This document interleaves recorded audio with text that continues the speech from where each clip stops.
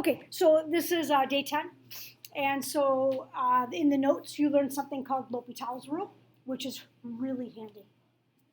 And so the idea is L'Hopital's rule is a rule that allows us to find limits really quickly. So we don't have any more factoring to do. We don't have any more conjugates to do. We don't have any more trig identities to worry about. Of course, we had to wait for this method because it uses derivatives, so we couldn't have done it in Unit 1 because we didn't know how to take derivatives in Unit 1. And so the nice thing is, drum roll,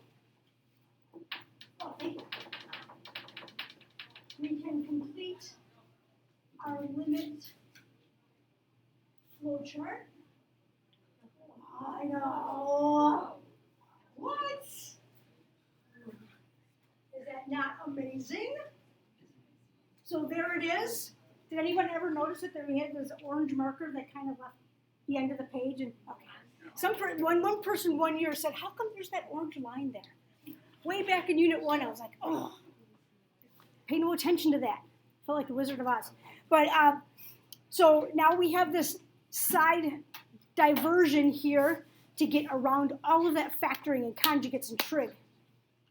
If we have that indeterminate form, which is most often what they give you when they're asking you to find the limit of something, if you have a rational expression and it is indeterminate, you can go right to derivatives. Be a little bit leery of the chain rule because they like to tuck that in there. Okay?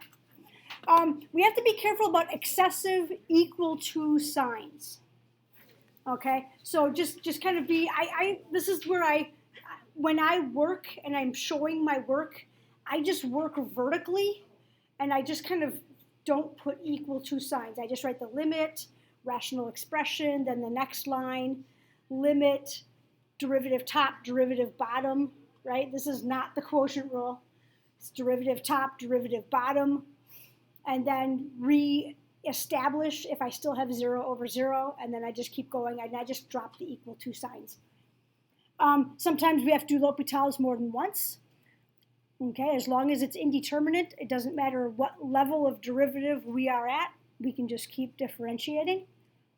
And then just make sure to check for that indeterminate form in each step. That's where we put we check the top and put a little 0 up there in the numerator, just kind of above it, Check the bottom, put a little 0 there at the denominator, and then we next to it, we write something like indeterminate.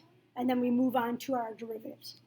And that's enough of communication to the grader to know to expect you to differentiate the top and the bottom in your next step. Okay.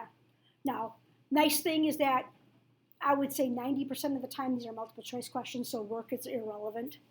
But there is that slight possibility that they might ask you a L'Hopital's on a free response part. So this was in your notes, but just to kind of recap. So we started out with x squared over e to the x minus 1, and that's the green curve here. And we want to know the limit as x approaches 0, so graphically we can see that it's 2. And then the red one is the derivative of the top and the derivative of the bottom, and we graphed that, and we saw that, again, because the green one was indeterminate, the derivative of the top and the derivative of the bottom goes to the same limit at the same point. So that's why we can do that.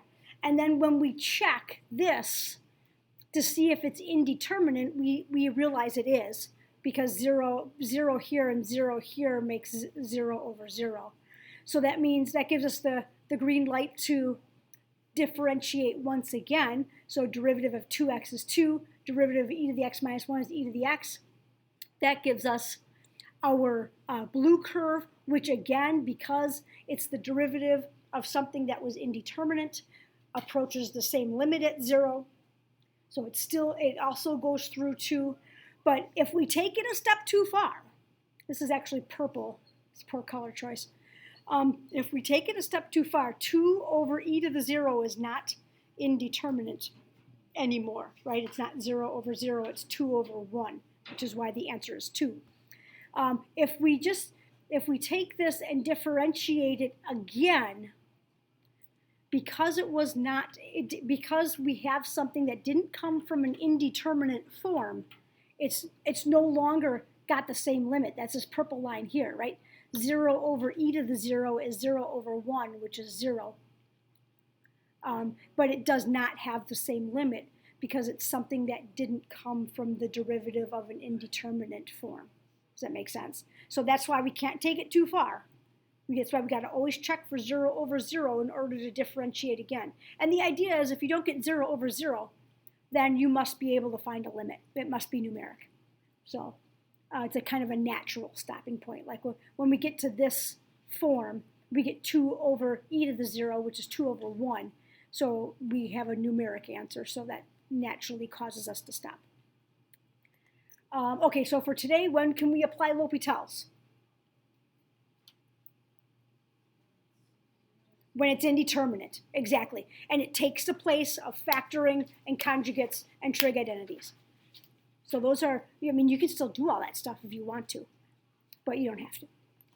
Sometimes factoring is easier, by the way, than than doing the derivative. That sometimes happens.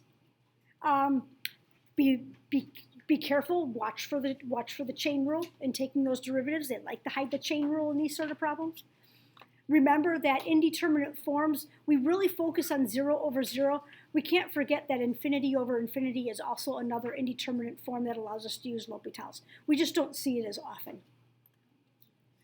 We've got topic questions in College Board. It's our last topic questions for the unit. There is some L'Hopital's in your notes. One is to show you what a free response question looks like, and the other one is a puzzle. And so if you want extra practice with L'Hopital's, you can do those things after the topic questions. You have 2 cons to work through. No day 11 notes. Next class period is a quiz, and that's it for the next class period. So it's quiz and another work day, basically. And then we'll have our review, and then we'll be testing next week, Thursday. Okay, so why don't you go ahead and get started.